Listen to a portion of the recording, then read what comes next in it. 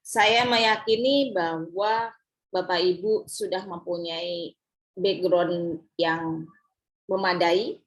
Di sini cukup multi tim ya, yang masing-masing kita sadari semuanya mempunyai peran penting untuk suatu kemajuan Pasyankes dan terkhusus adalah rumah sakit. Karena topiknya keperawatan, jadi kita tahu bahwa perawat menjadi salah satu tim yang kebetulan mempunyai presentasi besar di dalam komposisi rumah sakit.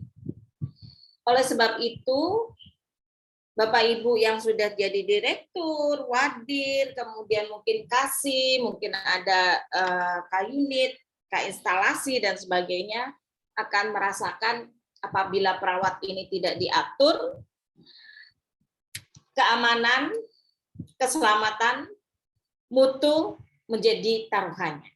Itulah sebabnya pengelolaan keperawatan menjadi sangat sentral, dan di dalam keperawatan kita kenal ada dua ranah.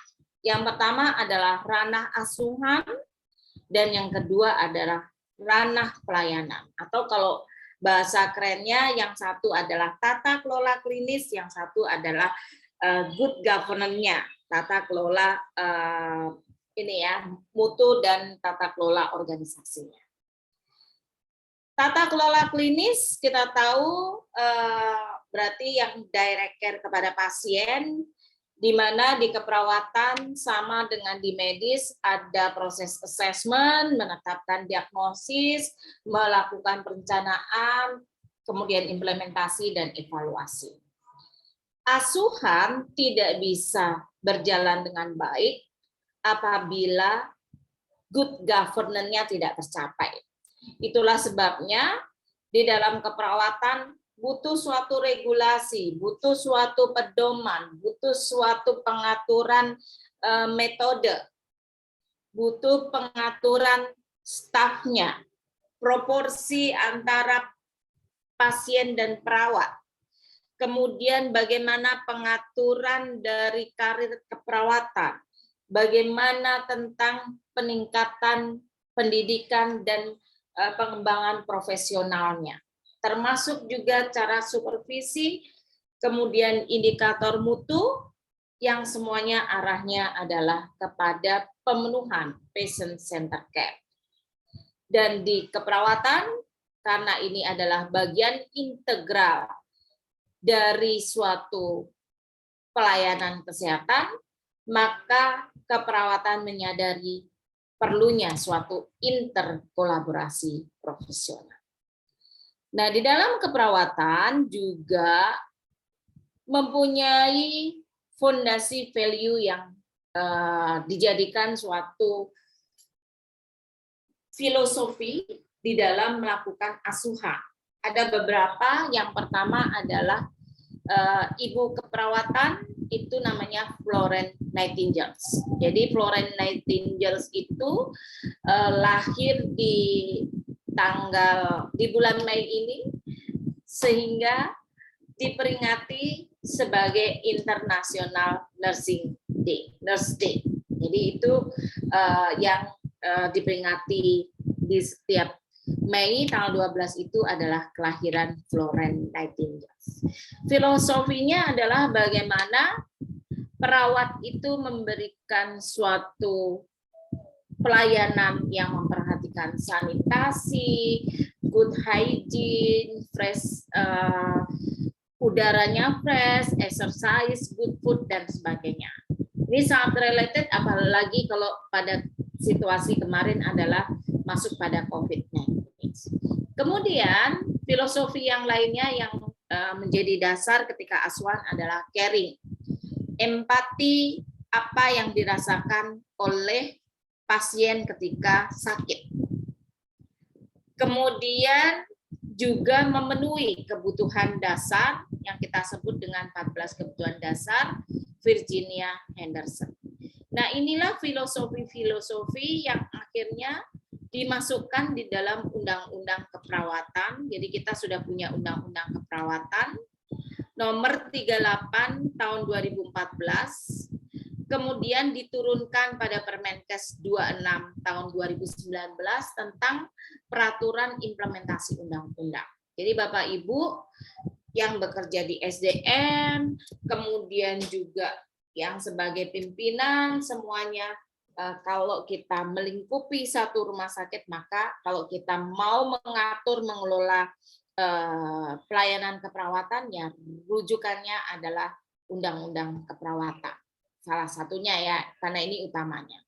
Nah, di dalam Undang-Undang Keperawatan disampaikan bahwa asuhan keperawatan itu tujuannya pemenuhan kebutuhan kemandirian klien dalam merawat dirinya. Nah, inilah yang tadi saya sampaikan, merujuk pada filosofi caring dan pemenuhan kebutuhan dasar.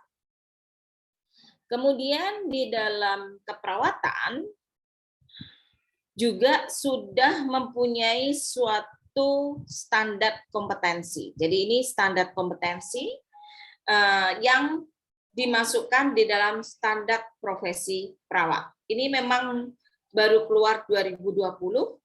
Demikian juga calon-calon pemimpin rumah sakit, Fasyankes, yang di dalamnya ada pelayanan keperawatan, harus benar-benar memahami bahwa apa yang dilaksanakan oleh perawat itu harus sesuai dengan standar profesi perawat.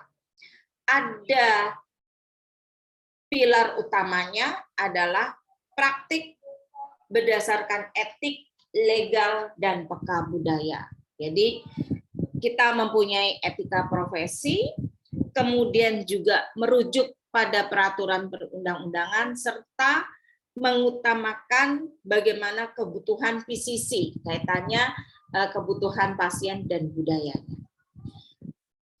Praktik etik, legal, dan PK budaya ini bisa diwujudkan kalau perawat kompeten dalam praktik keperawatan profesional, kompeten dalam memimpin dan mengelola, kompeten dari pengembangan kualitas personal dan profesional, dan kompeten dalam segi pendidikan dan penelitian.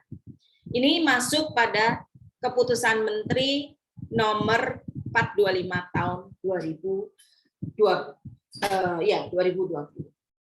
Penjabarannya seperti ini, Bapak Ibu mungkin nanti bisa benar-benar kalau kita masuk di jajaran organisasi menjadi pemimpin, pasti rujukan utamanya adalah peraturan perundangan. Sehingga peraturan perundangan ini harus didalami sehingga kita paham benar. Untuk mengukur kinerjanya, oh ada rujukannya yaitu standar profesi. Nah, pada praktik etik, legal, dan peka budaya harus mampu membangun hubungan profesional tidak hanya dengan perawat, tetapi dengan profesi lain. Ini adalah penerjemahan dari interkolaborasi profesional. Kemudian harus melindungi klien dari pelayanan yang tidak bermutu. Artinya harus pelayanannya bermutu. Untuk praktek keperawatan profesional, memahami standar mutu yang digunakan dalam pelayanan keperawatan untuk melindungi klien. Kemudian kompeten dalam kepemimpinan dan dalam pengelolaan. Termasuk di dalamnya bagaimana mengelola pelayanan keperawatan, memimpin dalam keperawatan, dalam manajemen kasus, bagaimana tentang manajemen risiko, dan manajemen mutu. Untuk pendidikan, mampu menerapkan penelitian untuk meningkatkan mutu asuhan keperawatan.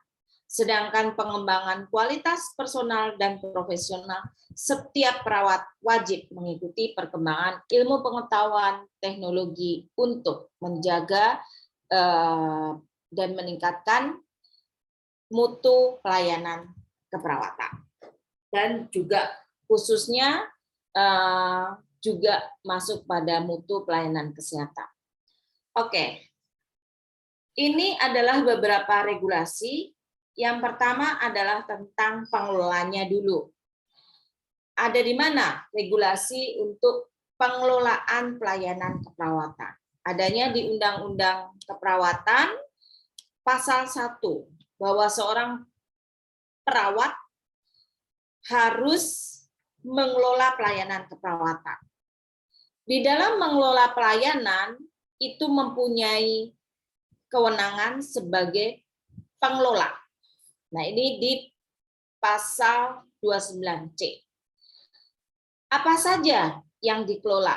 Yaitu melakukan pengkajian, menetapkan masalah, merencanakan, melaksanakan, evaluasi, dan mengelola kasus.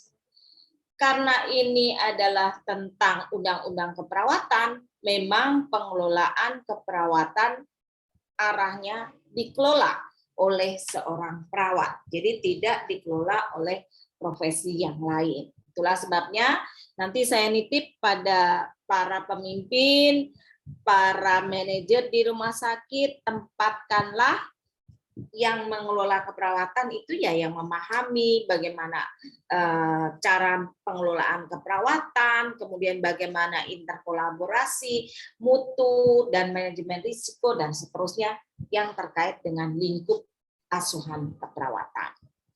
Kemudian di PP 77 tahun 2015 disampaikan bahwa unsur keperawatan yang ada di rumah sakit itu bisa dipimpin oleh direktur. Di beberapa rumah sakit swasta levelnya sudah sampai direktur, kemudian wakil direktur, kepala bidang, atau manajer.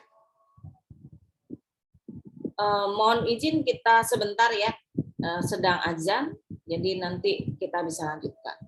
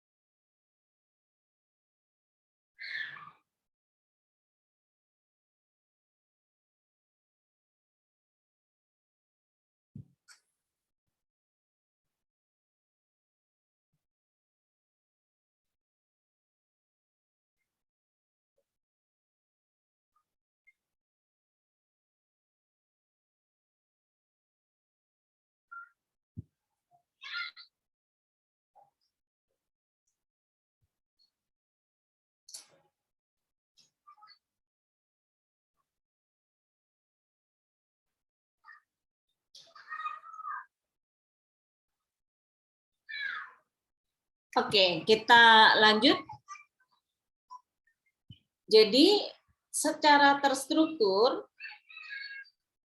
pimpinan keperawatan itu dimulai dari top level, middle manager, kemudian sampai first line manager. Ini arahnya, pengelolaan keseluruhan ini arahnya adalah untuk keselamatan pasien, kendali mutu, dan kendali biaya. Artinya kalau memang tidak diatur, potensi untuk tidak safety itu menjadi sangat besar. Karena apa? Karena keperawatan merupakan armada yang besar dan profesi yang terlama interaksinya dengan pasien, khususnya di rumah sakit. Di samping ada pimpinan keperawatan secara struktur, maka ada organ yang non-struktural yang menjamin profesional keperawatan, yaitu komite keperawatan. Nah, ini posisi saya di rumah sakit. Komite keperawatan sendiri mempunyai 3 subkomite, ada komite kredensial, ada subkomite kredensial, ada subkomite mutu, profesi, dan yang terakhir adalah subkomite etik dan disiplin profesi. Antara manajerial dengan komite harus saling sinergi, sama-sama untuk menggaransi, mengawal kompetensi, meningkatkan kompetensi yang arahnya adalah untuk keselamatan pasien dan bagaimana kendali mutu dan kendali biaya. Bu Herawani mungkin nanti akan membahas tentang komite keperawatan dan juga tentang, mungkin sudah ya, tentang jenjang karir keperawatan. Di dalam Permenkes 40, jadi artinya sebenarnya yang dilakukan untuk operasional di rumah sakit itu sebagian besar sudah ada rujukan regulasinya. Kalau ternyata rumah sakit itu belum melaksanakan sesuai dengan regulasi, nah itu yang memang kedepannya berbasis dengan standar, ya kita harus komplain terhadap standar tersebut. Contoh ini untuk jenjang karir perawat. Kenapa jenjang karir perawat itu penting? Karena tanpa adanya jenjang karir, tentunya akan terjadi suatu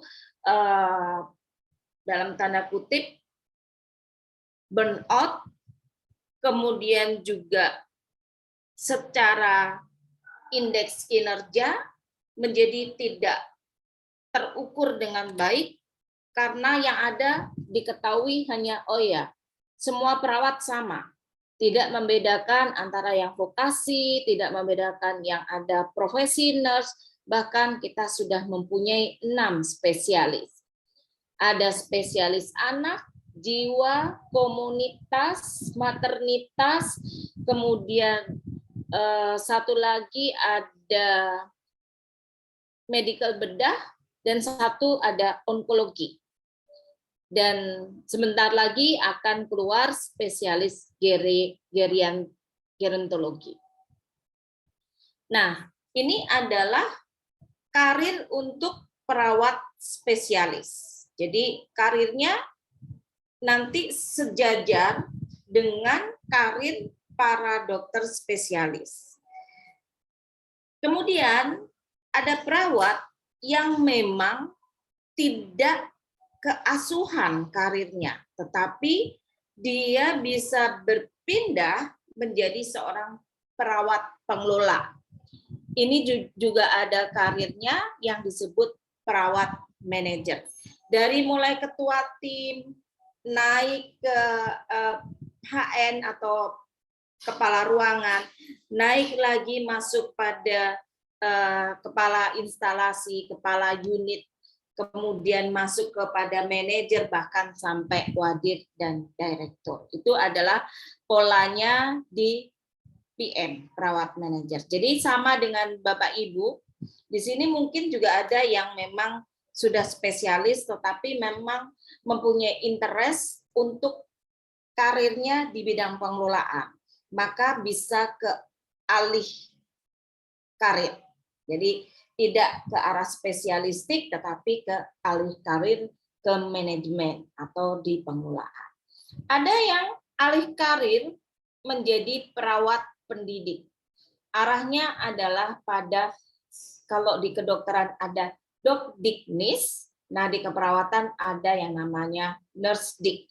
Ini juga kebetulan di Indonesia masih sangat jarang, tetapi secara regulasi ada di PMK 40 tahun 2017. Nah, ini peran-perannya, apa yang harus dilakukan sebagai pimpinan keperawatan dari mulai seleksi perawat, orientasi, internship, preceptorship, mengelola penugasan kerja, melakukan mapping kompetensi, assessment, evaluasi, supervisi, preceptorship, mentorship. Ini semuanya adalah dalam upaya untuk menggaransi adanya good governance dan tata kelola klinis yang baik juga, clinical governance. Oke, ini yang tadi ya kita sudah jelaskan tentang komite keperawatan, ada 3 sub, oke. Kemudian ini yang kita jelaskan juga di PP 77 sebenarnya hierarkinya bisa sampai down, walaupun kalau di vertikal ada beberapa ada beberapa hal yang diperhatikan sehingga kadang-kadang levelnya apalagi ada birokrasi Permenpan yang kemarin ya adanya perampingan struktural, jadi fungsinya adalah sebagai fungsional. Nah, ini yang paling bawah. Ada kepala ruangan, kemudian ada Katim atau di standar SNAS dulu disebut PPJA, perawat penanggung jawab asuhan. Di bawah perawat penanggung jawab asuhan ada perawat pelaksana. Perawat penanggung jawab asuhan secara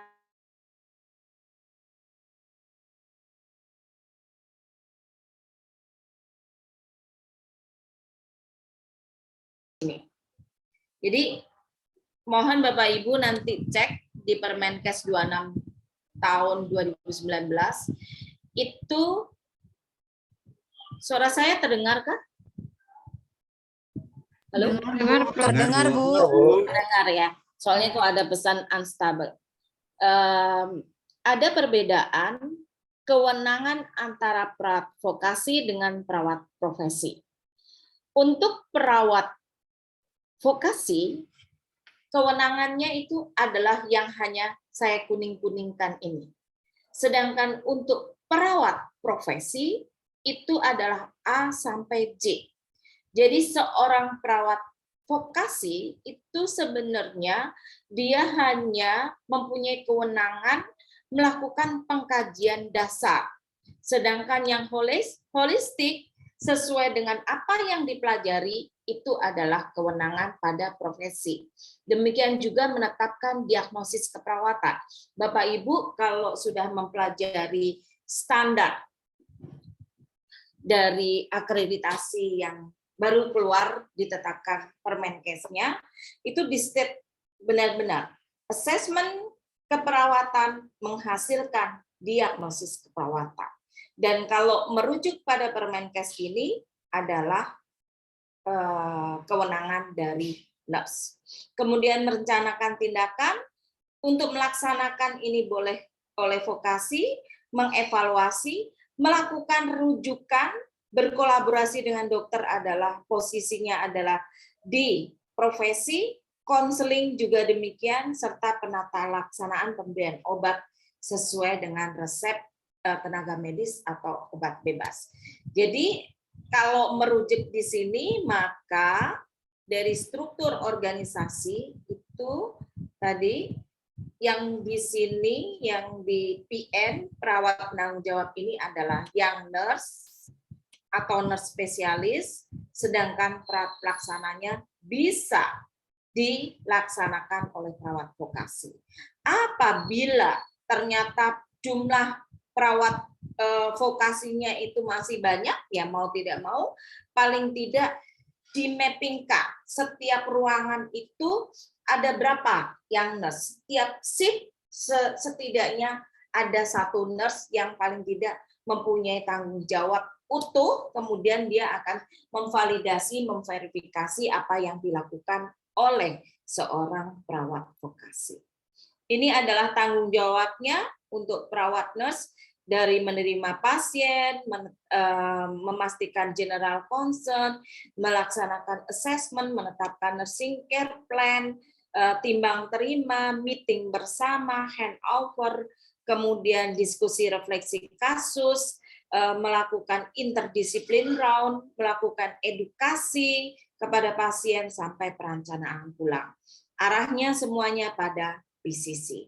Dan dilakukan karena ada peran untuk rujukan, kemudian kolaborasi, maka semuanya dilaksanakan dalam koridor interkolaborasi profesional.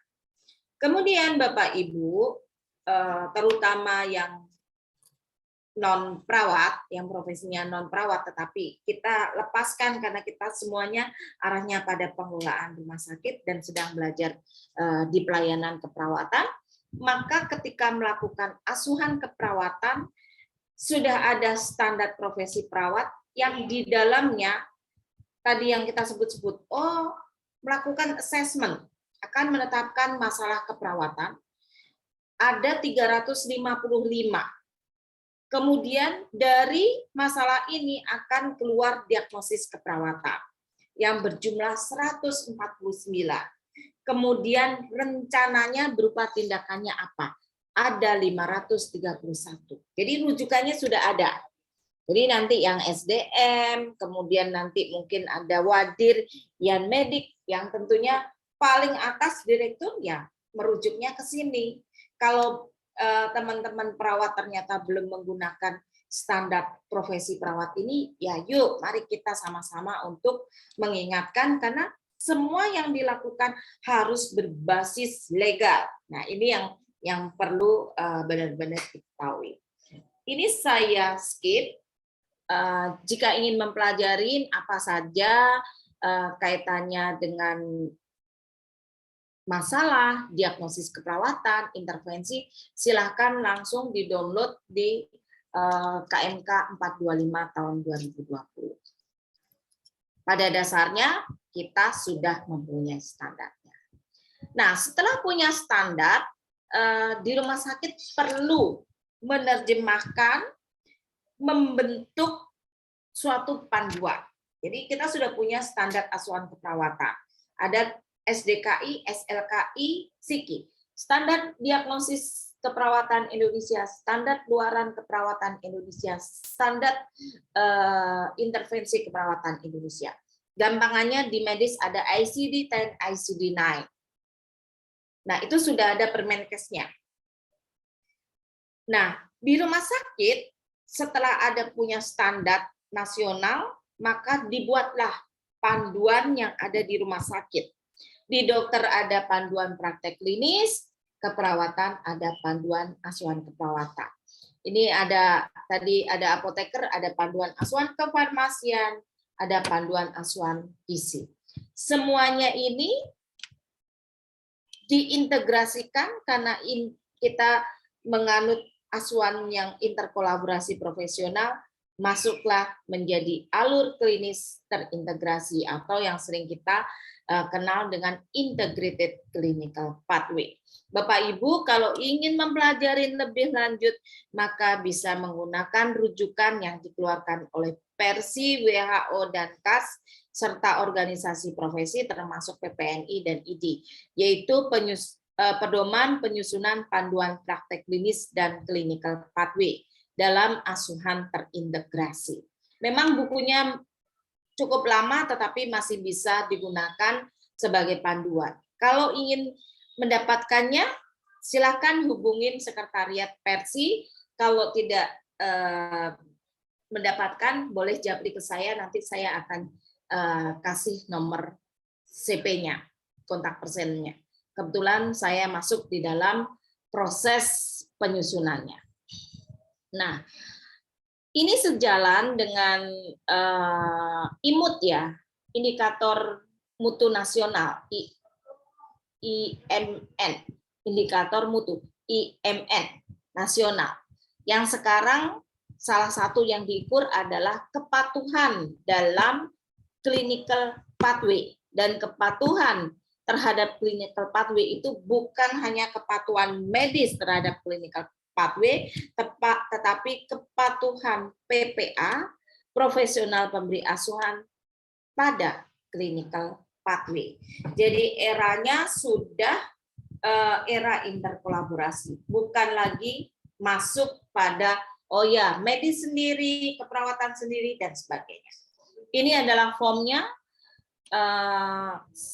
Semoga suatu saat bisa punya kesempatan untuk menjelaskan lebih detail bagaimana cara menyusun PAK, PPK, dan sebagainya untuk nanti dimasukkan ke dalam suatu alur klinis terintegrasi.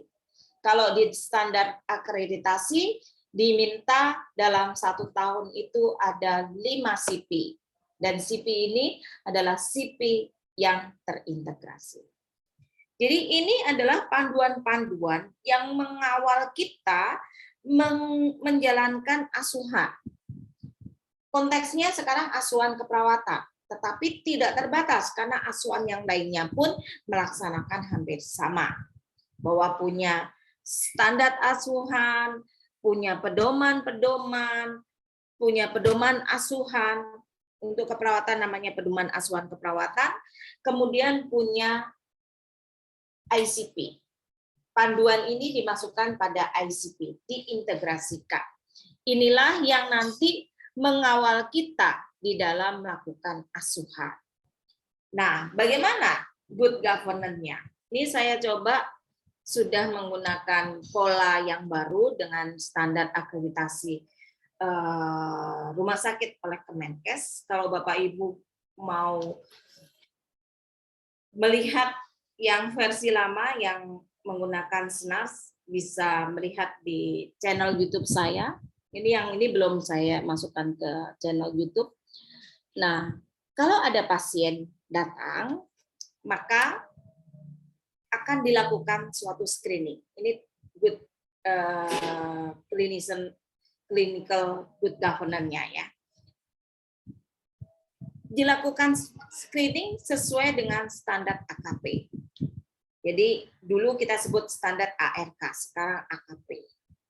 Karena Bapak Ibu kuliahnya adalah tentang bagaimana manajemen rumah sakit, mau tidak mau Bapak Ibu harus mengikuti perkembangan standar-standar ya. Beberapa mungkin sudah familiar terhadap singkatan-singkatan. Ini bisa dipelajari Bapak Ibu, karena ketika saya pertama kali masuk menjadi surveyor di tahun 2014, saya juga bekerja keras untuk apa sih pemahamannya.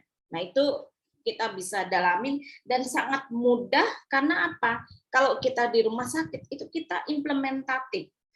D ke D itu kita memahami. Jadi sebenarnya ini tidak perlu dihafal tetapi dipahami karena ini sebenarnya alur proses yang ada dan kita hadapi di rumah sakit. Nah ini di ranap.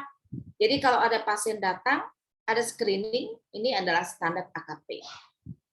Kemudian masuk pada assessment, adanya di standar PP, pengkajian pasien. Apa saja yang di-assess? Ada riwayat kesehatan dan fisik, kemudian ada 12, minimal 12, dari mulai biopsikososial, spiritual, budaya, termasuk status fungsional, resiko jatuh, screening nutrisi, asesmen nyeri. Dari pengkajian pasien akan keluar yang namanya diagnosis awal. Untuk dokter ya diagnosis medis, untuk keperawatan diagnosis keperawatan. Kemudian masuk pada rencana asuhan. Ini adanya di standar PP dan PAP, pelayanan asuhan pasien. Semua PP dan PP ini dilaksanakan dalam waktu 1 kali 24 jam. Bapak Ibu, ketika melakukan ini, ada beberapa standar yang harus dilakukan. Di dalam melakukan pengkajian sampai pelayanan harus mengikuti standar sasaran keselamatan pasien. Dan di Indonesia yang digunakan adalah 6 Goal Patient Safety. Kemudian juga harus memahami dalam pelaksanaan asuhan memenuhi hak pasien dan keluarga. Itu adanya di standar HPK. Bagaimana ketika datang seorang staf atau di sini perawat harus memperkenalkan diri, memperkenalkan kewenangannya, kemudian menghargai nilai agama dan keyakinannya, kemudian menyampaikan hak dan kewajiban pasien, menyampaikan, menanyakan harapan terkait privasi, kerahasiaan pasien. Apabila ada keinginan second opinion, termasuk partisipasi pasien dan keluarga di dalam melakukan asuhan. Jadi ini semuanya standar HPK, kemudian juga general concern. Di dalam pelaksanaan asuhan harus orang yang kompeten, maka ini ada di standar KPS. Ketika kita bicara kompeten, maka seorang staf, tidak hanya perawat ya, baik medis, perawat, apoteker, gizi, harus dilakukan kredensial. Kredensial itu nanti akan mempunyai hasil yaitu SPK dan RKK, surat penugasan klinis dan rincian kewenangan klinis. Untuk keperawatan, untuk pelaksanaan kredensial ada di KPS 14, kemudian SPK dan RKK-nya ada di KPS 15. Kemudian di dalam proses ini kan harus ada suatu penilaian, maka ada penilaian kinerja, adanya di KPS 16. Semua pelaksanaan ini juga harus memenuhi standar PPI, bahwa ketika mulai pasien datang harus ada hand washing. Kita lakukan screening jika pasiennya kemungkinan adanya suatu transmisi, misalnya dari airborne, maka kita lakukan kohort, lakukan suatu proses sehingga harus seorang perawat melakukan suatu pencegahan dan pengendalian infeksi, termasuk penggunaan APD, penempatan yang sesuai dengan standar dan regulasi. Ketika di dalam proses pelaksanaan ada proses suatu tindakan yang memerlukan suatu informed consent, di sini juga perawat akan melakukan pendampingan. Pemberian obat, maka standar PKPO. Bagaimana harus 6 benar obat, harus dilakukan double check, dimulai dari identifikasi pasien adanya di SKP 1, yaitu benar identifikasi. Semua pasien ketika dilakukan assessment, kemudian mau dilakukan suatu proses tindakan, harus dilakukan suatu pemberian informasi, diberikan edukasi, maka di standar komunikasi dan edukasi. Semuanya harus dicatat, maka masuk pada standar Mr. MIP, yaitu manajemen rekam medis dan informasi komunikasi. Apabila pasien akan pindah, maka akan masuk lagi di standar akses dan kontinuitas pelayanan atau AKP. Apakah dia pulang, apakah dia pindah ke ruangan lain. Nah, kalau pindah ke ruangan lain butuh suatu proses timbang terima, masuk di SKP 2, yaitu komunikasi yang efektif. Atau pasiennya pulang. Maka ketika pulang, bagaimana standar untuk pemulangan pasien? Atau pasiennya meninggal. sebelum meninggal akan ada asuhan-asuhan, termasuk kalau pasiennya menolak untuk resusitasi, maka masuk pada standar DNA, do not resusitasi. Jadi Bapak Ibu, sebenarnya kalau kita memahami suatu tata kelola klinis, dimasukkan ke dalam bagaimana implementasi keseharian, sebenarnya itulah yang kita lakukan. Gitu. Sebenarnya kita sudah lakukan, tinggal nanti kalau Bapak Ibu sebagai pengelola, kita harus komplain terhadap standar. Dan keperawatan dari hampir semua 16 standar yang ada di akreditasi itu terlibat di dalam implementasinya. Sama juga untuk Rajal, hampir sama. Bedanya kalau Rajal karena siklus dan model pelayanannya sangat cepat, maka asesmen secara lengkap itu diulang kalau akut 1 bulan sekali, kalau kronis 3 bulan sekali. Kemudian beberapa tools, misalnya untuk risiko jatuh, itu ada bedanya. Biasanya kalau di rawat inap, misalnya dengan untuk anak itu misalnya dengan strong kit, untuk dewasa misalnya dengan MORS, untuk dirawat jalan biasanya dengan screening cepat, get up and go, dan seterusnya. Jadi kalau kita menyadarin, saya rasa implementasi itu sudah kita lakukan, tinggal polanya. Oke. Nah, untuk mengukur apakah keperawatan ini sudah melakukan good governance untuk yang tata kelola organisasi dan clinical governance yang baik, maka harus diukur indikator mutu. Jadi harus diukur. Nah, ini sebenarnya rujukannya, arahannya dimulai dari Florence Nightingale. Jadi ini luar biasa, Florence Nightingale sudah mengenalkan bagaimana mengukur indikator mutu keperawatan. Nah, ini contoh-contoh indikator mutu keperawatan,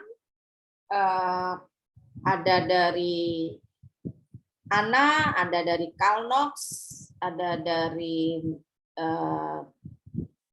macam-macam, tetapi yang diingat di Indonesia kadang-kadang indikatornya itu adalah indikator outcome saja. Misalnya pasien jatuh, misalnya medikasi error.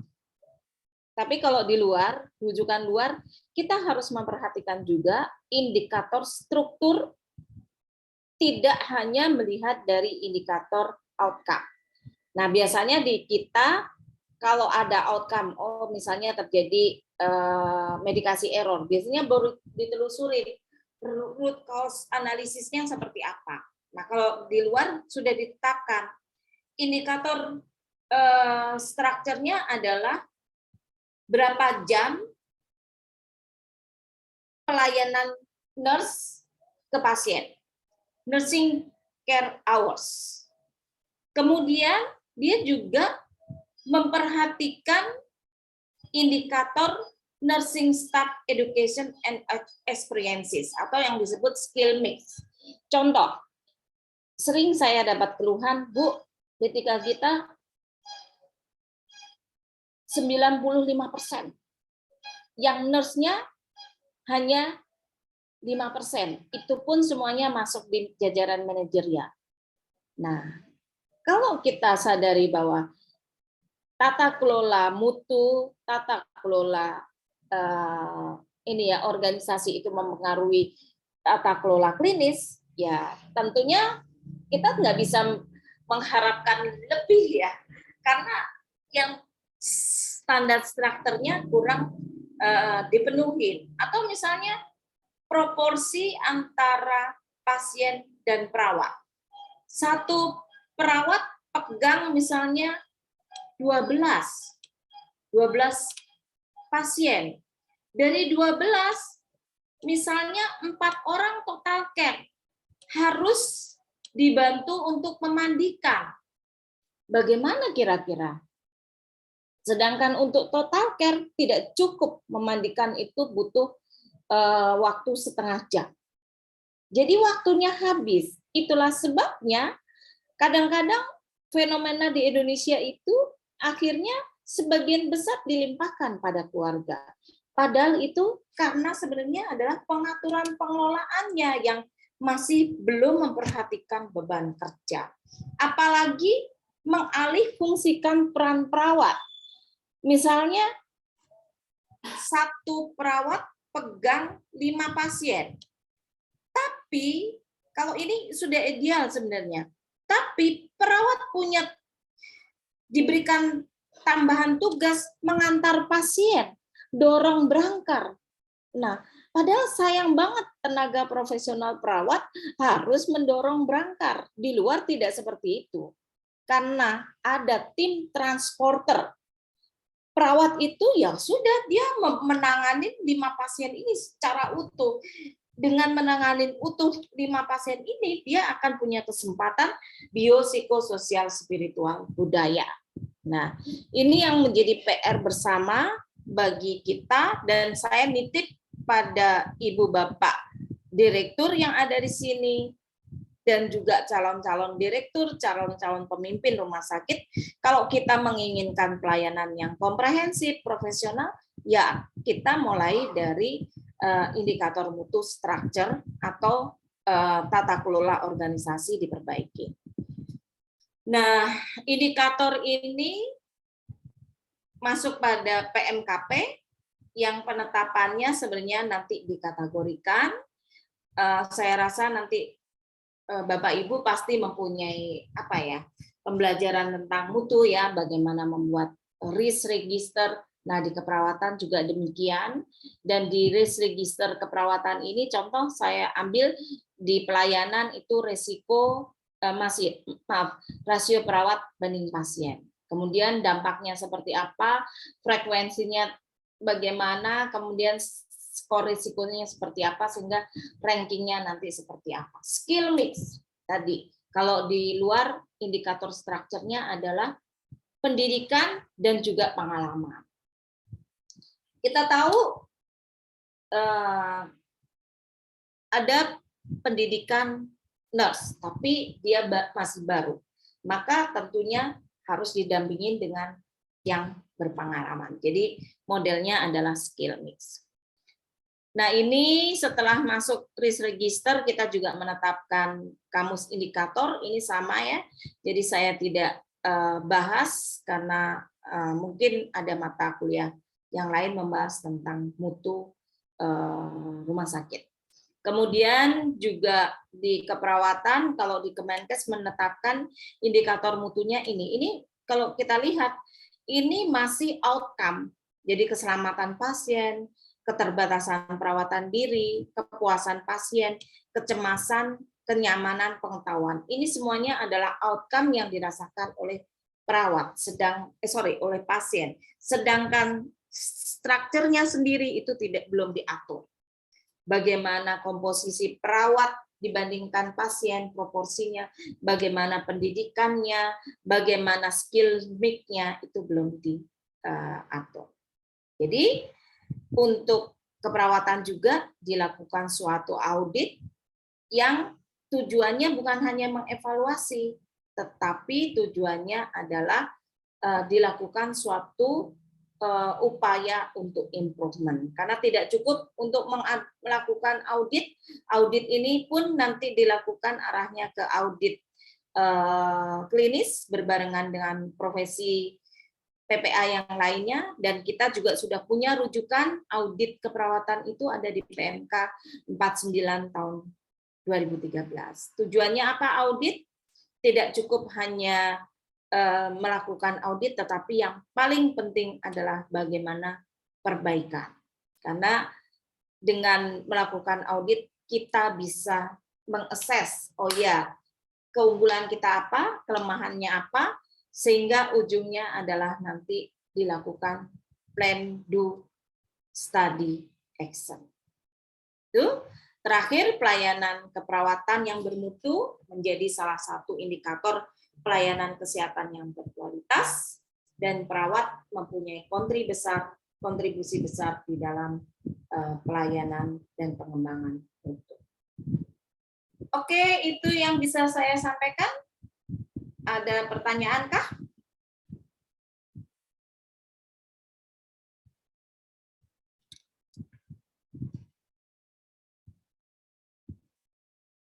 Tidak ada pertanyaan? Sebenarnya jamnya sampai jam berapa ya? Sampai jam 8, Prof. Gitu ya. Jadi gimana ya, kita sholat dulu aja ya, karena ternyata nggak cukup waktunya. Kita sholat dulu, jam 7 kita ketemu lagi, karena ada masih satu SIM, topik SIM yang belum kita selesaikan. Kalau cuma 5 menit takutnya tidak cukup. Siap, Prof. Siap, Bu. Ya, jadi silakan kita istirahat, jam 7 kita masuk, nanti kita masuk pada topik SIM, dan juga kalau ada tanya jawab. Silakan off-cam, kita bertemu kembali jam 7. Baik, Bu. Sementara saya tutup. Wassalamualaikum warahmatullahi wabarakatuh. Waalaikumsalam warahmatullahi wabarakatuh. Terima kasih, Prof.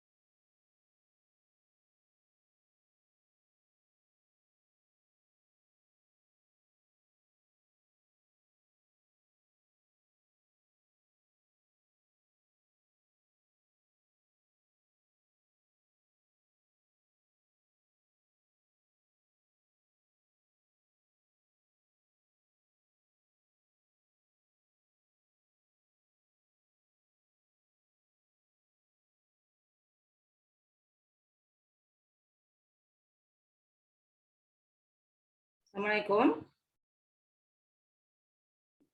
Ya, Bu. Ya, kita mulai ya. Baik, Bu. Ya, Bapak Ibu masih bergabung dengan saya. Masih, Bu. Jadi kita akan masuk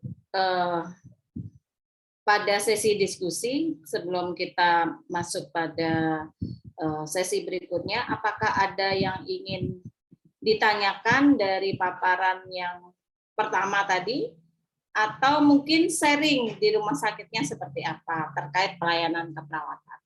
Silakan, saya ingin mendengarkan komen dari beberapa mahasiswa terkait implementasi pelayanan keperawatan di rumah sakitnya masing-masing. Silakan.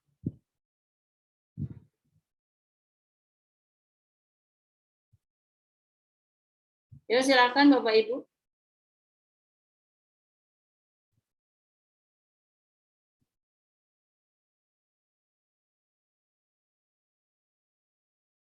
Bu Rita.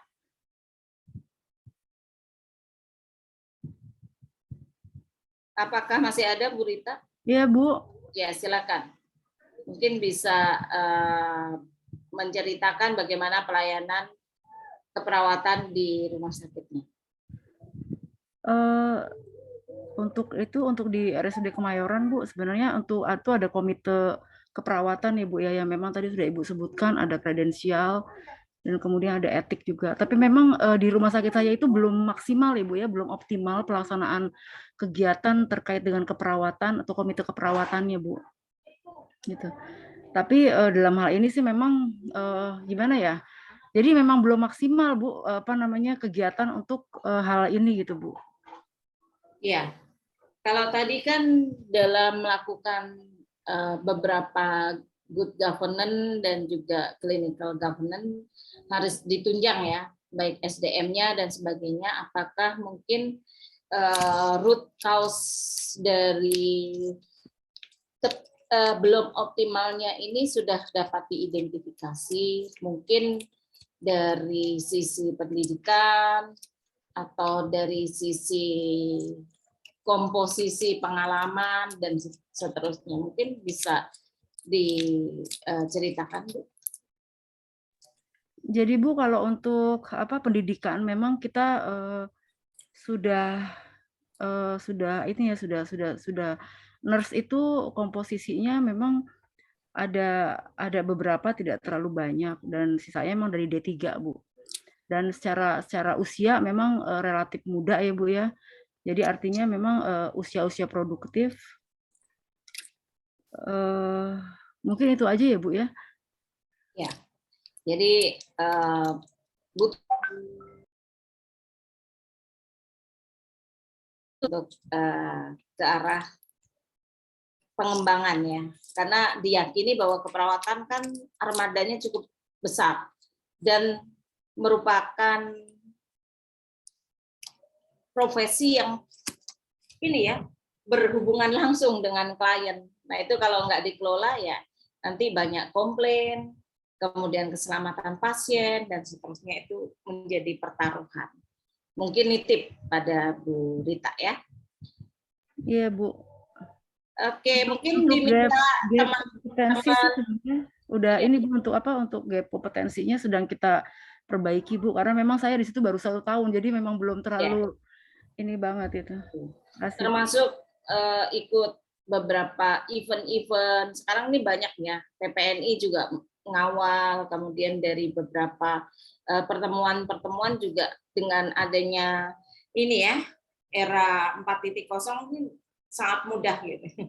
Iya, Bu. Jadi kemarin sempat juga pertemuan dengan dengan beberapa ini ya, pengurus PPNI, Bu, itu Pak Jajang memang kemarin itu. Ya. Jadi sempat kita melakukan satu seminar online, Bu. Jadi kemarin sempat ada 900-an deh kayaknya perawat yang ikut di se-Indonesia ya, Bu, ya.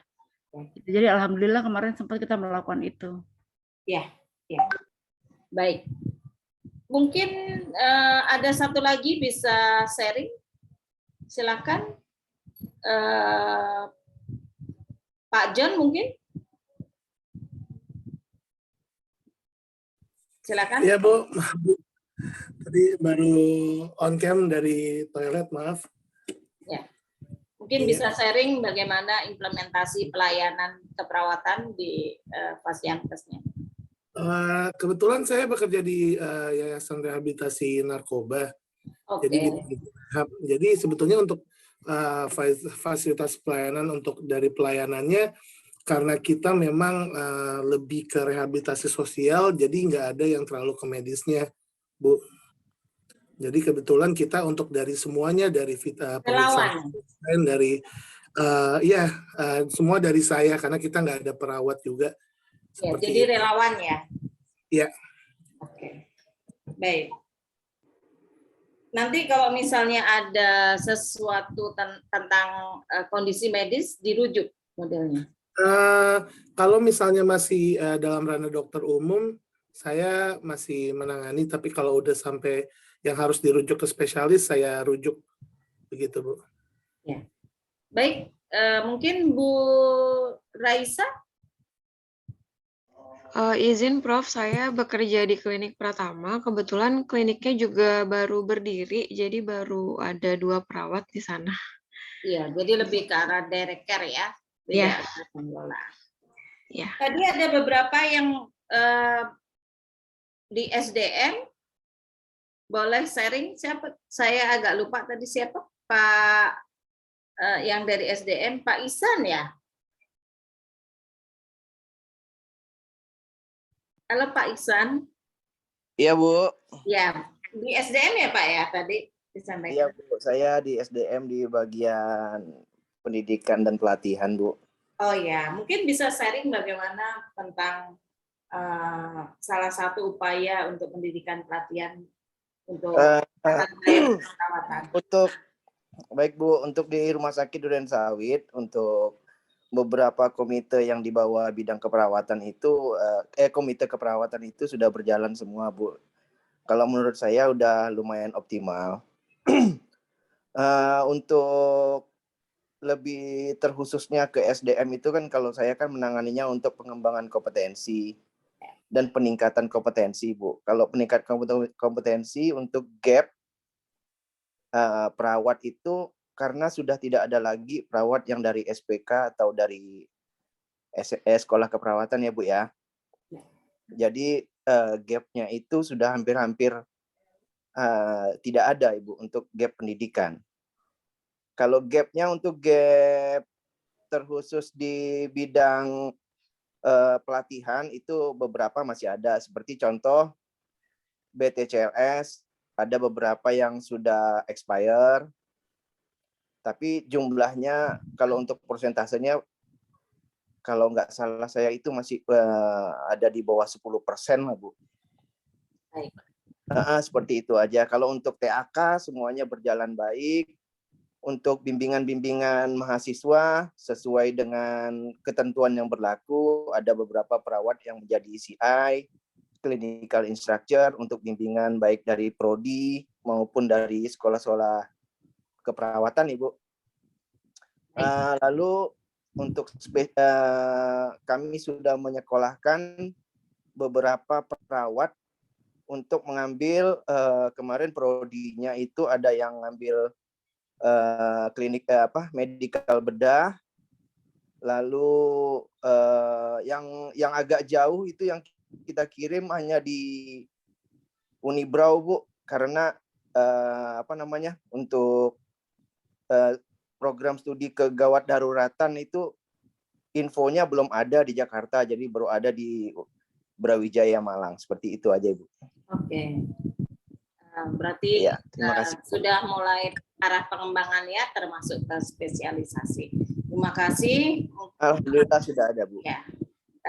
Kita juga nitip untuk Bapak Ibu semuanya, karena tujuannya adalah untuk pengembangan tidak hanya khususnya keperawatan, tetapi lebih ke arah kliennya, kepada organisasi dan juga reputasi dari rumah sakit. Baik, saya izin lanjut pada topik kedua, mengingat waktu ya.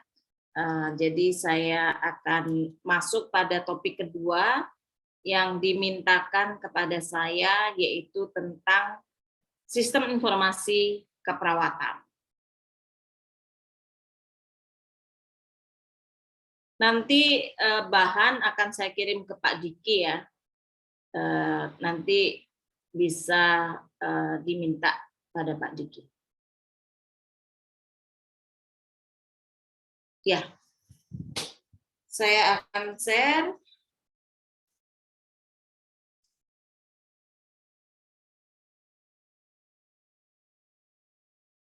Sama dengan pelayanan, di dalam sistem informasi keperawatan, kita juga tidak bisa berdiri sendiri, maka kita selalu sebut integrated. Jadi terintegrasi pada healthcare record. Ini saya lewat saja. Nah, apa yang mendasari pengembangan sistem informasi khususnya di bidang keperawatan? Nah, di sini ada beberapa rujukan, utamanya dari Asosiasi Nurse American. Jadi American Nurse Association yang mempercayai bahwa electronic health record dan health information technology solution digunakan untuk mendokumentasikan, mengelola, dan melaporkan nursing care dari semua fase, termasuk mempromosikan gambar-gambar atau laporan yang akurat, kemudian juga standardized dari nursing knowledge, data collected, kemudian di dalam konteks pasien care, serta berkontribusi terhadap outcome. Jadi intinya dari electronic health record ini sangat membantu tidak hanya di dalam proses, tetapi juga bisa mengevaluasi nursing outcome yang tadi kita sudah diskusikan. Kemudian dari International Council Nursing, ini baru keluar, disampaikan suggest dari transformasi health services itu mempersyaratkan redesign. Jadi keperawatan basisnya tidak hanya untuk secondary care atau acute care, tetapi juga primary dan community. Saya senang sekali hari ini di kelas ini banyak juga yang ada di klinik Pratama, kemudian tentunya di rumah sakit, kemudian ada yang di tadi tentang ini ya ketergantungan, kemudian ada juga yang memang di ini ya beberapa Fasiankes yang ada tadi yang di Jasa Marga ya, Jasa Marga, kemudian di apa tadi ya, yang kebun binatang ya tadi, yang apa namanya, yang Pak siapa tadi? Pak Peter, Prof. Ya, kebun binatang ya. Di TMII. Betul. Betul, Bu. TMII ya. Taman Satwa, Bu. Iya, Taman Satwa, luar biasa. Karena dari internasional itu sudah menyampaikan seperti itu. Jadi spreads-nya itu, jangkauannya itu tidak hanya secondary, dan ini juga menjadi transformasi bidang kesehatan di Indonesia. Fokusnya tidak hanya secondary, di dalam hal ini adalah hospital, tetapi juga primary, kemudian community.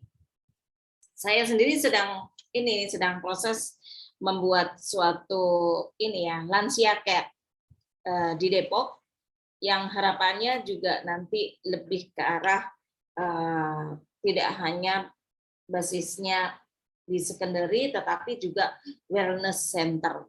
Tetapi memang juga disertai dengan pelayanan primer ya, ada kliniknya.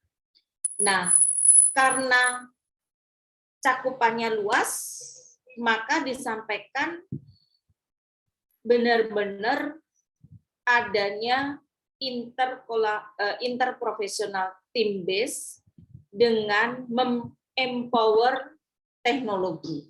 Jadi teknologi akan membantu jangkauan yang lebih luas yang tidak hanya secondary tetapi primary dan community. Terutama adalah dari sistem rujukan, dari sistem komunikasi, bagaimana historis data pasien, data kesehatan. Nah, itu sangat bermakna apabila arahnya sudah dikembangkan by teknologi. Yang selama ini rujukan memang sudah ada ya sistem SISRUT, tetapi belum menyeluruh. Demikian juga data-datanya itu masih sebagian bersifat konvensional atau paper based. Kemudian ANA ini tadi American Nurse Association sama ANI. ANI itu American Nurse Informatics.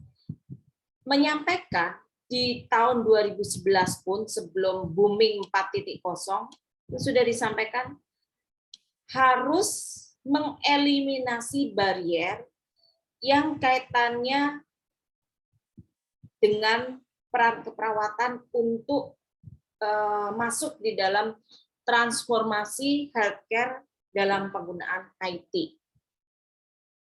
Sebenarnya tidak hanya keperawatan ya Bapak Ibu, tapi karena konteksnya kita sedang berbicara tentang pelayanan keperawatan. Diharapkan tenaga kesehatan itu tidak gaptek. Jadi teknologi informasi menjadi sudah kebutuhan utama yang digunakan bukan hanya untuk sosial media, tetapi digunakan untuk asuhan dan pelayanan. Kalau keperawatan berarti masuk pada asuhan dan pelayanan keperawatan. Dengan tujuan akhir adalah quality and safety. Dan alhamdulillah dengan adanya COVID-19 sebenarnya sangat terbantu, mengingat dengan COVID-19 sangat didorong penggunaan teknologi. Dahulu kalau saya mengajar malam begini, saya posisinya belum pulang ke rumah. Kenapa? Ya karena harus offline. Kita sering mengenal pembelajaran jarak jauh itu adalah di UT.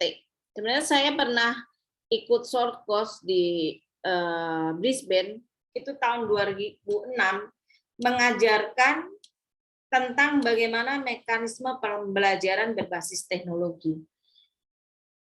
Beberapa kali mendesain, beberapa kali menyusun metodenya, berjalan, tapi sangat tidak masif. Tetapi ketika ada COVID-19, semuanya dipaksa sehingga akhirnya dunia menjadi berubah, sangat berubah, terutama bagaimana penggunaan teknologi dari sisi pendidikan.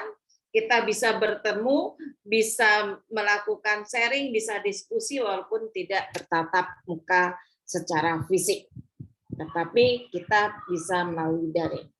Demikian juga transformasi digital health ini menjadi bagian yang penting dengan adanya suatu 4.0, kemudian era COVID, dengan berkembangnya suatu telemedicine, kemudian begitu banyak ya konsultasi online, ada Halodoc, kemudian apa saja itu saya bahkan ada yang juga secara mandiri dan sebagainya. Nah, bagaimana dalam konteks keperawatan? Nah, sebenarnya di KMK 425 juga sudah diatur. Ini tadi yang masih lanjutan. Kalau tadi adalah lebih ke arah bagaimana praktiknya. Sekarang saya masuk pada tentang teknologi kesehatan. Jadi diatur juga di KMK 425 terkait teknologi kesehatan dalam keperawatan. Kemudian sistem informasi keperawatan atau kesehatan, serta isu terkini dalam perkembangan keperawatan. Dan utamanya adalah bagaimana etika dan legal dalam penerapan teknologi terbarukan dalam pelayanan keperawatan. Nah, ini yang tadi kita sampaikan bahwa Indonesia sendiri dengan adanya COVID-19 juga melakukan transformasi, salah satunya selain transformasi pelayanan juga transformasi teknologi. Dan di tahun 2017 sebenarnya strategi elektronik kesehatan nasional itu sudah mencanangkan visi dan misinya. Jadi visinya terwujudnya implementasi elektronik kesehatan yang luas, meningkatkan aksesibilitas dan kesinambungan layanan kesehatan yang berkualitas bagi seluruh rakyat Indonesia. Dengan 7 visi, sempat tersendat-sendat, tapi dengan adanya COVID-19 cukup didorong sehingga ada perubahan yang cukup masif. Jadi di dalam 5 RPJMN dan 6 pilar transformasi penumpang kesehatan, antara lain kalau kita lihat di sini, pelayanan primer ini lebarnya segini Bapak Ibu. Rujukan sekunder itu cuman segini nih porsinya. Nah, primer ini segini, banyak sekali. Nah, selain itu adalah transformasi sistem kesehatan yang juga masuk pada transformasi teknologi kesehatan. Di dalamnya ada digitalisasi di bidang kesehatan.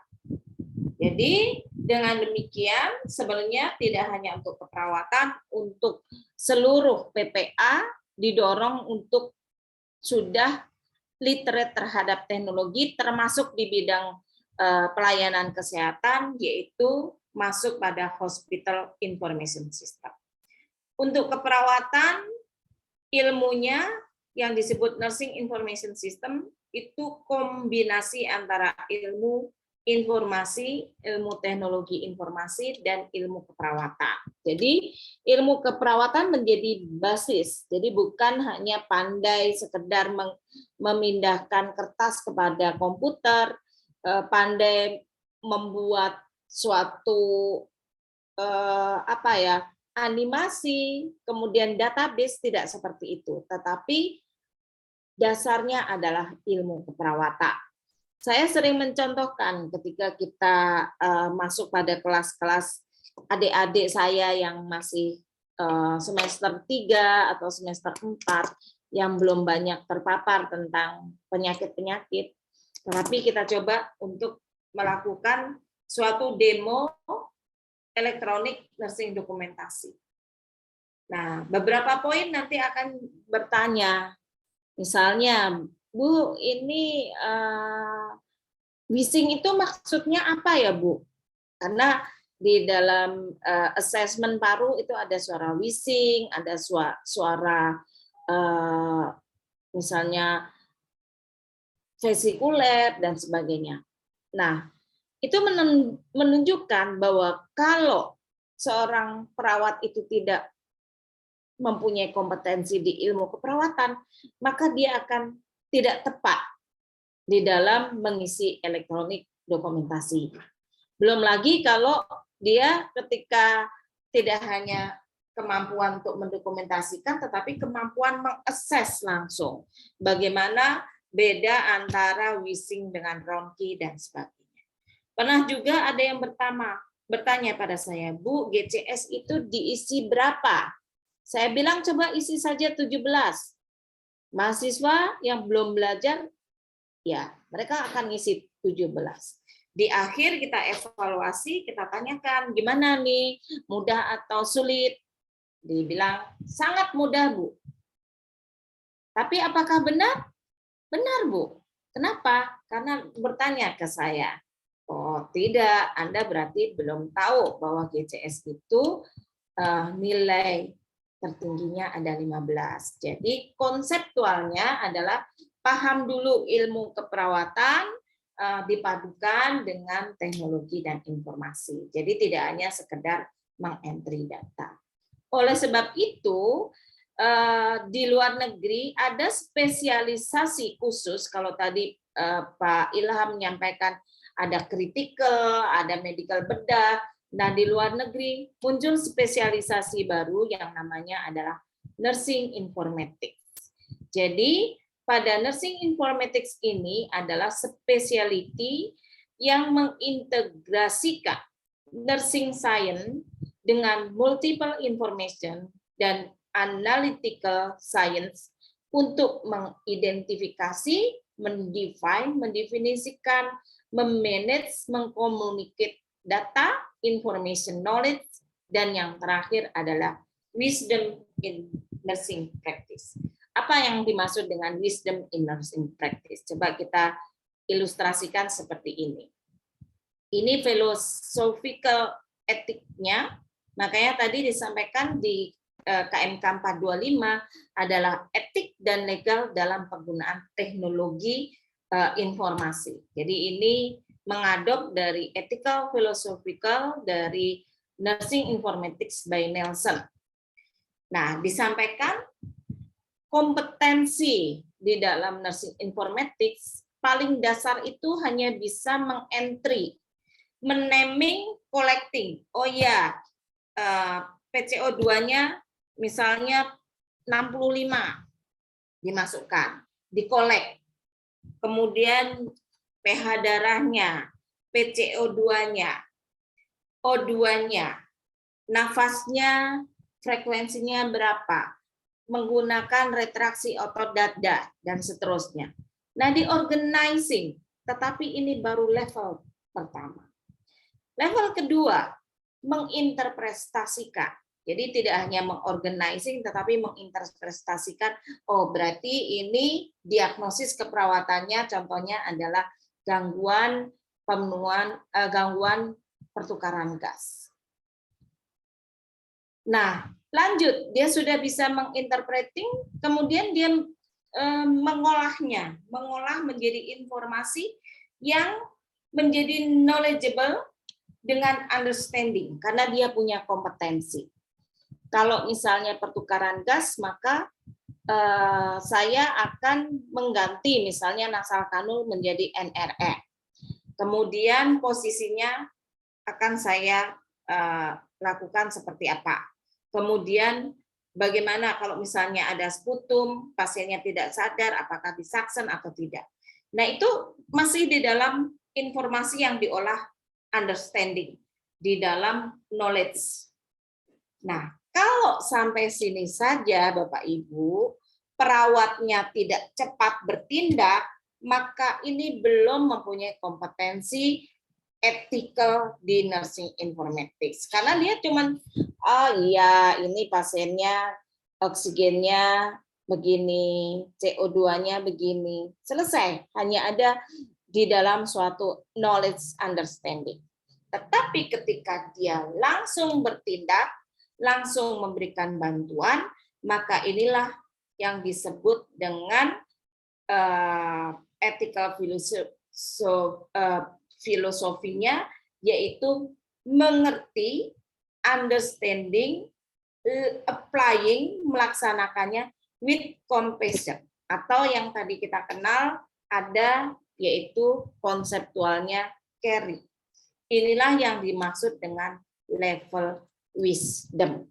Jadi Bapak Ibu yang rumah sakitnya sudah menggunakan teknologi informasi, saya juga nitip kepada Bapak Ibu, jangan teman-teman perawat setelah, sebenarnya tidak hanya perawat ya, untuk semuanya, setelah menggunakan komputer, menggunakan teknologi, justru jauh dari pasien. Karena itu bukan harapan ethical philosophical-nya, tetapi bagaimana teknologi mempercepat informasi, mengolah menjadi understanding, kemudian langsung applying with wisdom.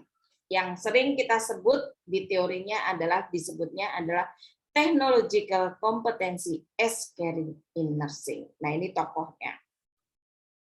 Ya. Kemudian gambarannya seperti ini smart hospital, jadi semua termasuk di dalamnya keperawatan. Nah, ini gambarannya seperti ini. Jadi kalau ini ada ruangan, ada pasiennya, semuanya sudah terintegrasi, mempunyai smart bed, jadi semua kondisi pasien akan dimonitoring dari live bed display. Kemudian kalau ada tanda-tanda misalnya early warning-nya 7, maka di sini light juga akan nyala. Semuanya akan dikirimkan melalui wireless paging system, akan diterima oleh perawat dalam hitungan detik. Nah, ini kalau perawatnya kompeten, maka dia akan masuk pada understanding, knowledgeable, karena dia sudah mengintegrasikan semua dari informasi yang ada di pasien.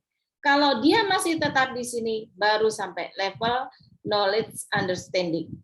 Tapi kalau dia langsung masuk untuk memberikan pelayanan, maka dia sudah sampai level wisdom, yaitu applying with compassion, atau dari sebutannya adalah dia semakin caring karena teknologi, atau teknologi menjadi bagian yang tidak bisa terpisahkan dari care.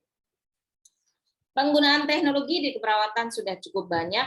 Ini adalah beberapa dokumentasi yang saya ambil sendiri. Kebetulan kita bekerja sama dengan beberapa rumah sakit dalam mengembangkan elektronik nursing dokumentasi. Ini di salah satu rumah sakit, termasuk kalau assessment langsung di input, kemudian edukasi menggunakan komputer. Ini di rumah sakit saya, di rumah sakit UI, dari dokumentasi, kemudian edukasi berbasis komputer. Kebetulan ketika COVID-19 termasuk untuk edukasi video call dengan keluarga, family meeting, semuanya menggunakan fasilitas. Tetapi fasilitasnya adalah fasilitas office, bukan ini fasilitas yang punya pribadi, itu tidak boleh digunakan untuk pelayanan atau asuhan. Ini di luar negeri, ini di Jepang kondisinya, ini di Taiwan.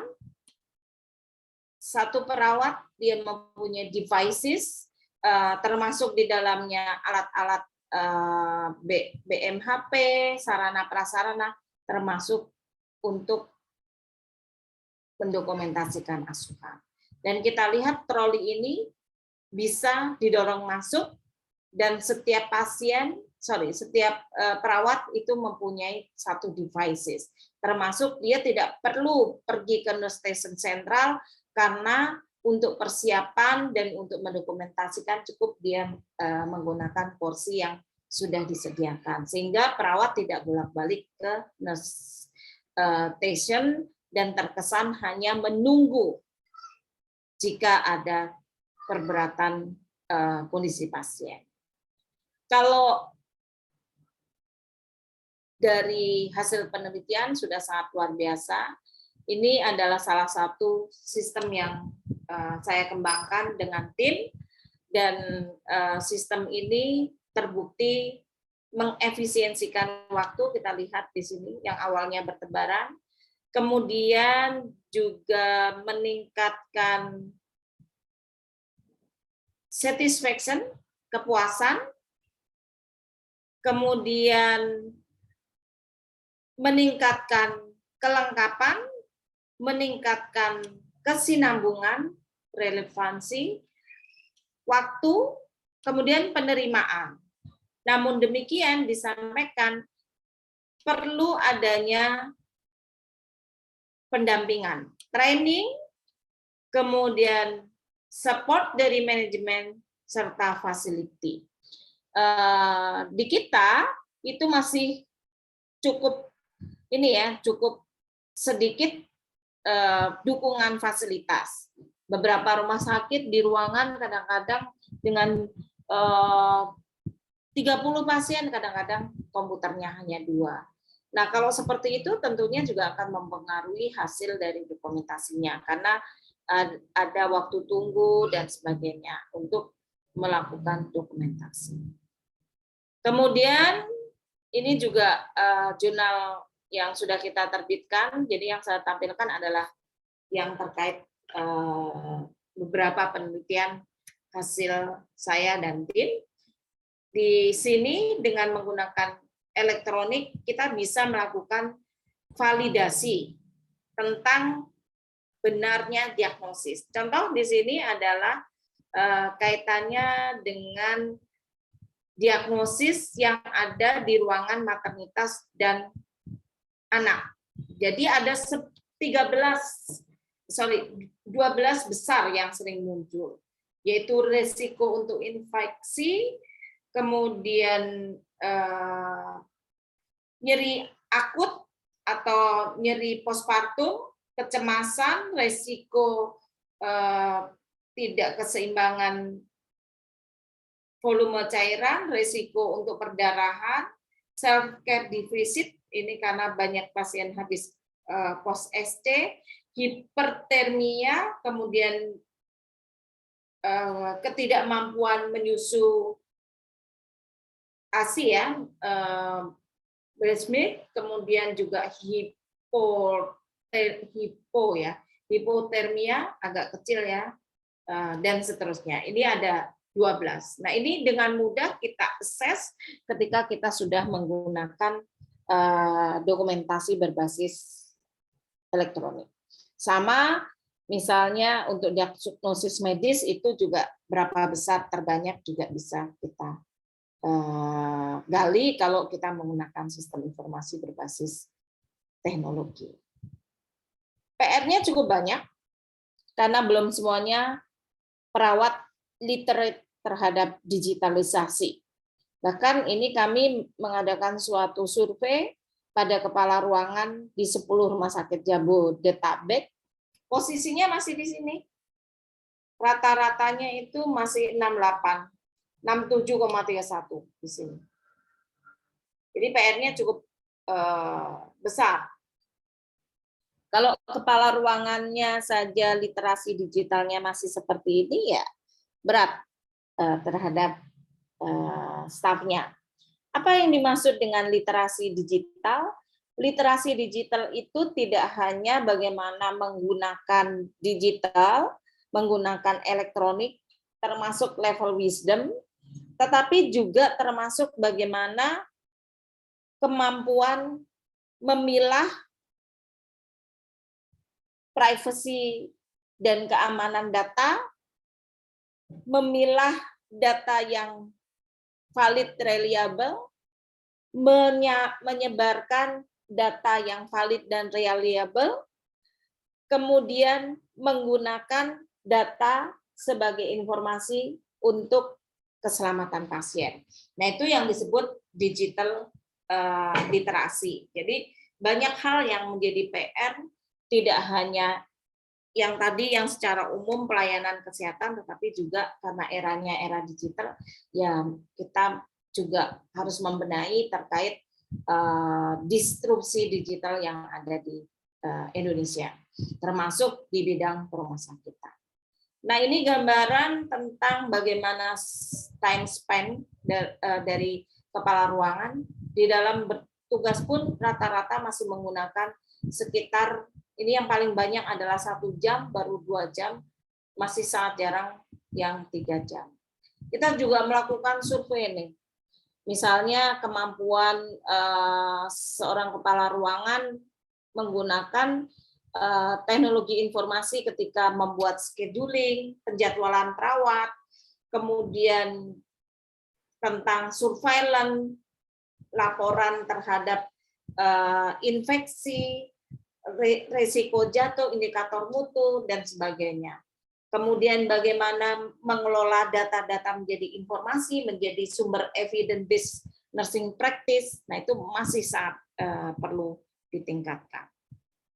Jadi ini arah pengembangannya karena sudah sangat urgent dan tidak bisa dihindari, termasuk untuk pelayanan kesehatan secara spesifik untuk keperawatan, dari mulai bagaimana yang paling dasar etiknya, caring base, jadi dasarnya caring, kemudian nursing dokumentasi ini sudah mulai berkembang, kemudian bagaimana mendukung dari organisasi, riset, pengmas, kalau dari segi teknologinya ada big data, ada internet of things, kemudian artificial intelligence, kemudian VR, virtual reality, kemudian untuk robotik, kemudian penggunaan untuk regulasi, e-commerce, dan sebagainya.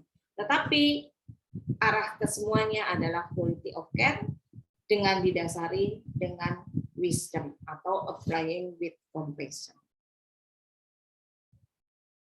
Nah, ini harapannya keperawatan ketika sudah ada teknologi bukan menjauhkan pada pasien, tetapi juga lebih meningkatkan berpikir kritis, kreatif, kemampuan manajemen, kecerdasan emosional juga lebih tinggi, kemampuan mengambil keputusan, serta fleksibilitas dari emosional dan juga intelektual. Mungkin itu yang bisa saya sampaikan. Adakah yang ingin ditanyakan?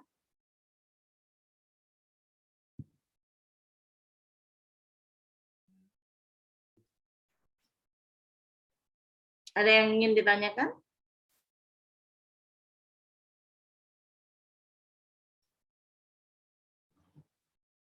Sudah malam ya? Bu, izin bertanya, Bu. Iya, silakan. Bu, tadi kan saya coba untuk menyikapi tadi dari segi IT memang itu mempercepat ya, memperjelas dari segala bentuk laporan. Saya coba untuk mempertanyakan dari segi legal aspeknya, Bu. Jika ada suatu saat itu menjadi kasus gitu, Bu. Bagaimana supaya legal aspek itu, apakah itu harus diketahui setiap besoknya dengan karungnya atau dengan pihak manajemennya bahwa itu sudah bisa dipertanggungjawabkan seandainya terjadi ada kasus-kasus yang tidak diinginkan. Terima kasih, Bu. Ya, pertanyaan yang sangat baik ya dari Pak Rahmat ya. Legal aspek dari electronic hospital record. Jadi yang pertama kita harus merujuk pada legal aspek peraturan perundangan kalau di hospital kaitannya pasien adalah PMK tentang rekam medis. Ya, nomor berapa Bapak Ibu?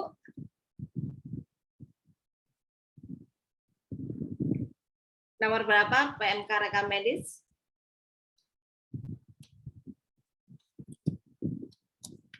Saya juga agak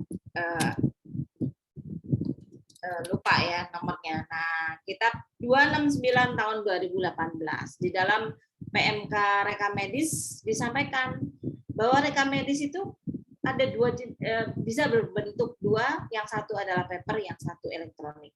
Jadi itu sudah satu ya, artinya diperbolehkan untuk elektronik.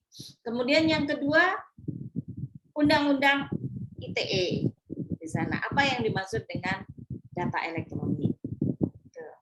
Kemudian ya peraturan-peraturan pemerintah tentang tadi ya, e-health. Jadi arah dari pengembangan e-health untuk Indonesia. Kemudian ada standar akreditasi yang baru keluar. Di sana ada di standar Mr. MIC, manajemen rekam medis dan manajemen informasi dan komunikasi. Nah, betul Pak. Legal aspek itu harus benar-benar dikawal. Kalau di luar negeri, setiap rumah sakit yang menggunakan elektronik itu harus dilakukan suatu kayak ada badan sertifikasinya. Halo? Ya, di Indonesia baru-baru ini, hari ini bahkan, ada satu rumah sakit yang tersertifikasi dari HIMSS karena menggunakan sistem informasi. HIMSS ini adalah Health Information System Society. Nah, apa yang dikawal dari sertifikasi? Kalau paling tidak kalau penggunaan sesuatu biasanya ISO ya Pak ya, termasuk legal aspek. Artinya apa? Ada autonomi, otorisasi, Jadi ada password username pasti. Seperti kayak model bank, password dan username tiap individu akan sangat unik, berbeda-beda. Kemudian dari sisi keamanan data, ini kan legal ya, jangan sampai nanti sudah ada dokumentasi hilang. Nah itu benar-benar di-assess gitu. Terus yang berikutnya adalah tentang kerahasiaan. Siapa yang punya otorisasi boleh melihat data pasien? Itu di samping elektronik juga kita lihat di rekam medis. Apakah rekam medis itu punya pasien? Punya pasien atau tidak, Bapak Ibu? Punya rumah sakit. Punya rumah sakit, isinya punya pasien. Artinya ketika menggunakan elektronik pun harus dijaga sama posisinya disesuaikan dengan peraturan perundang-undangan rekam medis. Kemudian bagaimana cara menghapusnya? Kalau misalnya paper base kan tinggal dicoret paraf ya. Nah, kalau pakai elektronik bagaimana? Nah, itu harus ada mekanismenya. Tidak sembarangan harus bisa dihapus. Tetapi kalau di-delete harus ada historisnya. Nah, beberapa itu contoh legal aspek. Sampai sekarang yang informed consent tidak boleh, masih belum bisa digantikan dengan elektronik. Karena informed consent adalah ada proses informasi kemudian consent, persetujuan. Jadi khusus untuk informed consent masih menggunakan tanda tangan basah. Itu yang mungkin bisa saya sampaikan, Pak, tapi selebihnya nanti kalau rumah sakit mau menyelenggarakan elektronik dokumentasi ini menjadi hal yang benar-benar dipastikan. Kalau bisa pendampingan secara hukum, pendampingan secara regulasi, kemudian pendampingan teknis dari sistem itu sendiri. Itu Pak Rahmat. Oke, masih ada? Ya, masih ada lagi? Kalau tidak ada, saya izin share ya, contoh sistem yang ada untuk keperawatan. Apakah sudah kelihatan? Sudah, Prof. Ya. Sudah, Bu. Ya, sudah ya. Ini yang tadi hasil dari riset yang sudah dipublikasikan di jurnal itu adalah tentang evaluasi sistem yang saya tampilkan ini. Kita sebut namanya sistem SIMPRO, Sistem Informasi Manajemen Keperawatan Profesional. RO-nya itu sebenarnya by RORO. Jadi ini sistem ini saya kembangkan saat saya disertasi, saat saya ambil S3, tetapi sudah ada beberapa customize berbasis dengan perkembangan dan tuntutan kebutuhan dari perumah sakitan. Sistemnya ada dua. Yang pertama adalah dari sisi administrasi atau manajemen dari sistem, yang kedua untuk user.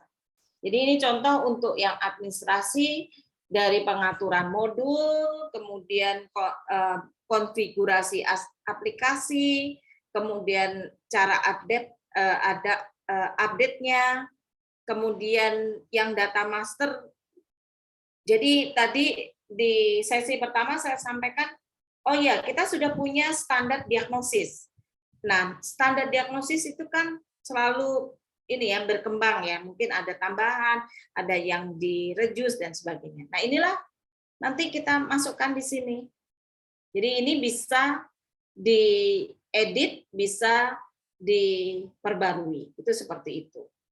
Nah, kemudian semua data master ini yang mengelola adalah tim admin, tapi isinya ketika mengembangkan ya harus melibatkan user, karena kalau tidak melibatkan user berat, karena nanti tidak sesuai dengan kebutuhan yang ada di lapangan, termasuk tentang bagaimana dari intervensi. Nah, intervensi itu kita punya standar yang ada di KMK 425. Nah, itu seperti itu. Termasuk jenis-jenis formnya. Nah, ini semuanya adalah bagian dari manajemen. Sedangkan untuk user sudah tinggal menggunakan. Jadi sudah langsung menggunakan. Saya contohkan untuk yang rawat inap. Oh, sorry, ini kita pilih dulu pasiennya. Rawat inap, ya kita coba di sini. Sama tadi. Katanya level pertama adalah naming, inputting, collecting. Nah, ini masuknya baru di sini. Setelah melakukan pengkajian yang ada di standar PP kalau diakreditasi, diinput. Nah, ini misalnya kalau ada masalah tentang kesehatan, lalu assessment pertama adalah riwayat kesehatan. Nah, ditulis di mana, pernah dirawat atau seperti apa. Kemudian alergi, ada assessment terkait alergi. Misalnya alergi makanan, udang misalnya. Berarti ada gelang merah, maka nanti ada suatu tanda merah. Termasuk misalnya di sini ada risiko jatuh, apakah ini pasien anak atau dewasa? Kalau dewasa, kita kaji, nanti kita masukkan data, dia langsung otomatis untuk kalkulasi. Nah, ini semuanya diisi, kemudian nanti akan disimpan. Setiap mau menyimpan, ini saya contohkan ya, dia akan ditanya di sini, diingatkan. Silakan cek dahulu sebelum Anda mensubmit form ini. Kenapa ada reminder ini? Ini kosong karena saya tidak isi, karena agar tidak terjadi kesalahan. Karena kalau terjadi kesalahan, mekanismenya berjenjang, nggak boleh langsung di-delete, tetapi harus kalau misalnya ada yang perlu di-delete, harus ada pelaporan dan sebagainya. Ini pengkajian, kemudian ketika sudah dikaji, nanti akan muncul suatu suggestion. Suggestion diagnosis keperawatannya apa. Tadi disampaikan di standar yang tata kelola klinis tadi, setelah assessment, setelah pengkajian akan menghasilkan suatu diagnosis untuk keperawatan, diagnosis keperawatan. Inilah yang 149 yang ada di KMK 425. Nah, kalau misalnya suggestion-nya tidak ada, ini demam pasiennya misalnya, kita akan bisa tulis hiper. Nah, misalnya, bukan hiper, tulisannya dia sangat sensitif. Nah, ini hipertermia. Nah, nanti kita bisa pilih sebagai diagnosis. Kemudian setelah diagnosis, saya lompat ya, tujuan dan kriteria tidak saya tampilkan, masuk pada intervensi. Kalau misalnya tentang nyeri, apa intervensi yang cocok? Ini sudah ada semuanya yang ada di form-form tadi, tinggal teman-teman perawat mengisi sesuai dengan kebutuhan dan dilaksanakan sesuai dengan kondisi adanya. Ini yang saya bilang juga, levelnya wisdom. Tidak boleh tidak melakukan tapi mendokumentasikan. Itu adalah philosophical dari etik yang tidak bisa diingatkan oleh alat, tetapi setiap perawat ya basisnya etik gitu. Jangan menginput yang tidak dikerjakan atau sebaliknya mengerjakan tetapi tidak didokumentasikan. Dua-duanya terkait etik ya. Kemudian tindakan keperawatan kalau sudah direncanakan, maka kalau sudah dikerjakan, dicatat tanggal berapa, jam berapa, kemudian evaluasinya apa. Itu prinsipnya begitu. Nah, di tindakan keperawatan ada juga monitoring, karena kalau di standar SIKI, standar yang dikeluarkan PPNI, tindakan keperawatan itu ada 4. Satu adalah yang mandiri atau disebut terapeutik, kemudian monitoring atau observasi. Nah, tanda-tanda vital ini termasuk yang observasi, kemudian edukasi, melakukan edukasi, dan yang terakhir kolaborasi. Kemudian di monitoring ada juga untuk reevaluasi resiko jatuh. Jadi tinggal mudah memasukkan, nanti sudah ada hasilnya. Kemudian juga intake output. Jadi nanti juga sudah langsung balance, kita tidak perlu hitung. Kemudian masuk pada resiko kontrol intensif, cairan infus dan sebagainya.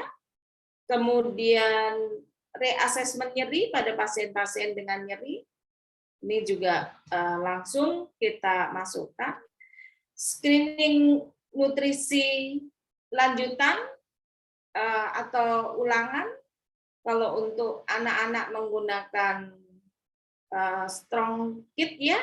Kalau sorry tadi saya salah sebut ya, untuk yang resiko jatuh anak biasanya menggunakan Humpty Dumpty, kalau strong kit adalah untuk screening nutrisi.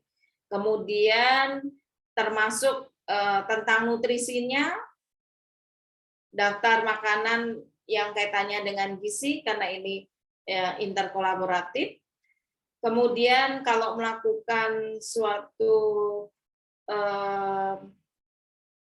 pencatatan apabila ada kondisi indikasi mutu terkait HAIS, ini juga ada. Jadi terkait kapan dia dipasang, vena sentral, vena arteri, dan pemasangan alat di arteri, kateter, dan sebagainya. Ini juga kita pantau, termasuk di dalamnya juga keselamatan pasien apabila ada KPC, KTD, pelaporannya juga dicatat untuk diketahui dan kemudian dilakukan tindak lanjut. Untuk edukasi terintegrasi ini juga dilakukan. Jadi kalau kita lakukan edukasi, nah bahan-bahan dari edukasi itu disimpan di sini. Leaflet, video, nah kita tayangkan tadi contoh yang gambar itu ditayangkan melalui tab. Kemudian ketika sudah dilakukan edukasi, kapan, tanggalnya, kemudian jenis edukasi, ini penjelasannya, kemudian evaluasi, kemudian untuk bukti dari pasien dan keluarga sudah dilakukan suatu edukasi, ya diminta dia tanda tangan. Nah ini bisa secara elektronik, sebenarnya signing juga bisa dilakukan. Itu seperti itu gambarannya. Kemudian untuk pemberian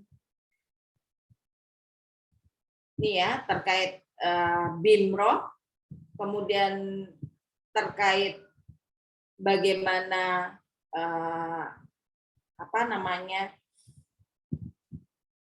pelaksanaannya itu kita juga lakukan. Ini memang customize ya, karena yang menggunakan rumah sakit ini adalah rumah sakit dengan dasar spiritual yang cukup baik. Mereka meminta untuk kaitannya BIMROH, karena BIMROH ini menjadi indikator keberhasilan dan kinerja dari organisasi. Itu seperti itu. Nah, sama kalau tadi itu pasien rawat inap, pasien IGD pun dengan adanya spesifikasi yang sangat unik, lebih ke arah bagaimana triase.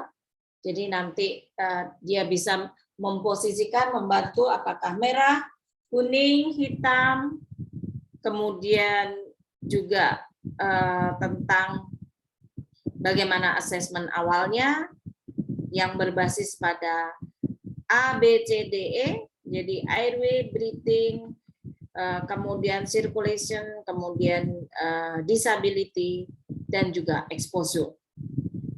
Kemudian tentang tindakan di IGD ini juga sudah spesifik, termasuk edukasi dan juga monitoring yang lainnya. Kemudian untuk contoh yang rawat jalan, rawat jalannya belum ada pasien, jadi sebenarnya sama, tetapi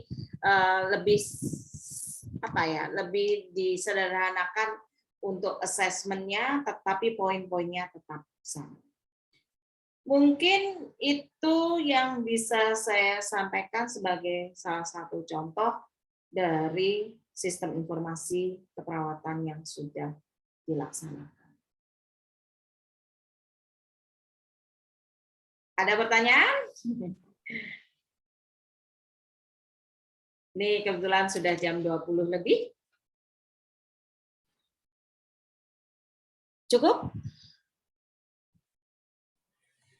Cukup ya? Cukup, Prof. Ya, cukup. Jadi nanti bahan-bahan saya kirim ke Pak Diki. Apabila ada pertanyaan, ada hal-hal yang mungkin jadi interest yang ingin ditanyakan lebih lanjut, welcome. Silakan WA saya. Kemudian kita bisa berdiskusi di luar kesempatan pertemuan kelas ini saja. Tidak hanya di kelas ini saja. Baik, kita akhirin untuk pertemuan 2 sesi. Mungkin masih ada 1 pertemuan ya untuk topik tentang akreditasi. Nanti kalau masih ada yang tersisa pertanyaan, silakan disampaikan bisa lewat WA maupun pertemuan berikutnya. Saya akhiri. Alhamdulillah, semoga sukses semuanya, sehat semua, dan wassalamualaikum warahmatullahi wabarakatuh. Waalaikumsalam. Oke, saya izin ya.